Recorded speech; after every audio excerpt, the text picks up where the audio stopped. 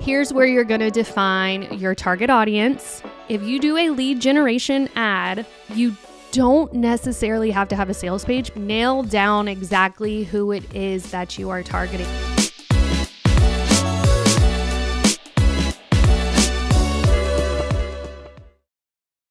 Hello and welcome to another episode of Call Her Creator, powered by Stan. I am Caitlin Rhodes, also known as Social Marketing Queen, and I'm here to teach you how to make money doing what you love, whether you're a content creator, UGC, influencer, or maybe you're just an entrepreneur. I want this podcast to be your go-to for all things social media marketing and growing your business. So today's episode, we're going to be talking about paid advertising, specifically for Instagram and Facebook. We're going to go over how to basically run an ad. We'll go over targeting options, what your budget should look like, your audience selection, calls to action, everything you need to get started. We're going to cover everything from why you should even consider running ads to the basics of setting them up, and even some tips and tricks to make sure you get the most bang for your buck. So by the end of all of this episode, you should feel confident and ready to dive into the world of Facebook and Instagram advertising.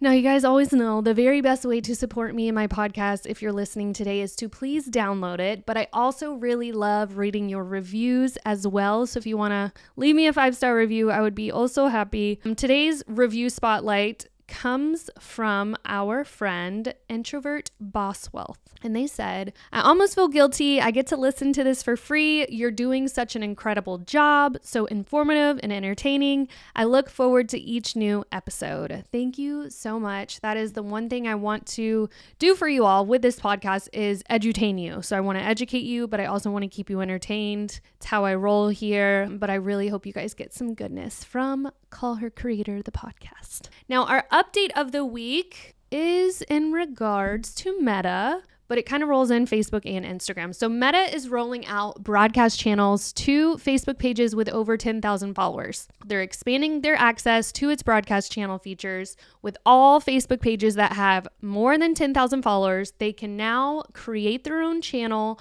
on Facebook and Messenger. In addition to all of this, in addition to the expanded access, they're also adding the capacity to share your channel messages from Instagram to Facebook, automatically share updates from those two channels, providing another way to expand the reach to your messages. They're giving early access to channel content, so channel managers can now also publish Facebook posts to channel members before they go live on your page as an exclusive perk, while also giving you an opportunity to test posts before they go live more broadly. I thought that was pretty cool. And then there's share to stories. Creators and members can share channel content via Facebook stories with a dedicated sticker format. So they're kind of meshing up Instagram and Facebook together. But to be clear, creators on Instagram can also create a broadcast channel. I talked about this in last week's episode, but it's not available to everyone as of yet. This announcement relates to broadcast channels on Facebook and Messenger specifically. So just keep that in mind.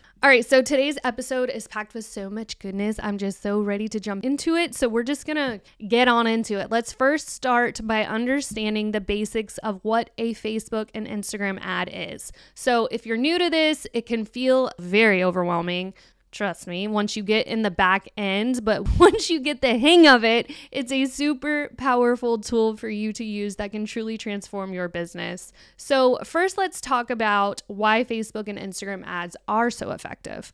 Both platforms have billions of users, okay? Which means your potential audience is humongous. What is wrong with me today? Humongous. That's my word between humongous and huge. More importantly though, both of these channels offer incredibly detailed targeting options. So when we get a potential lead that is ready to grow their audience, but also sell, like they have this, they know who they want to sell to, they know their product, they know their customer, I will usually push Facebook ads to them because of the targeting options in the back end. They're amazing. You can target people based on their age, their gender, their interest, even their behavior online. This means that you can make sure your ads are seen by the people who are most likely to be interested in what you have to offer. So let's break down the different types of ads that you can run. Let's start off with just explaining to you what kind of ads are an option for you on both platforms. So you have several options for both platforms. First is going to be an image ad.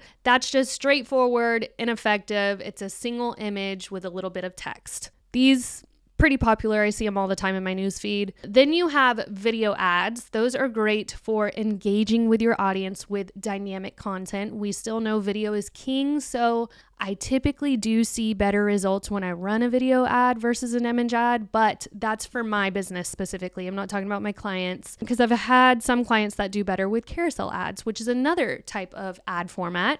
These allow you to showcase multiple images or videos in a single ad, which is perfect for highlighting different products or features. Then there's the slideshow ad. These are similar to video ads, but they use a series of still images to create a video-like experience.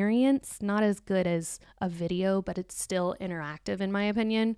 Then there's story ads. These appear in the story section and are perfect for short, bite-sized, engaging content. And then we have collection ads. These are ideal for showcasing a product catalog. They make it easy for the user to browse and purchase items directly from your ad. Just a little example here. I follow Uncommon James, Kristen Cavallari, what's up? I see her ads all the time. They're very interactive. And the cool thing is, pretty sure she does a collection ad, because I'll see like a photo of her hats and then the necklace behind it and then maybe like a shirt or something.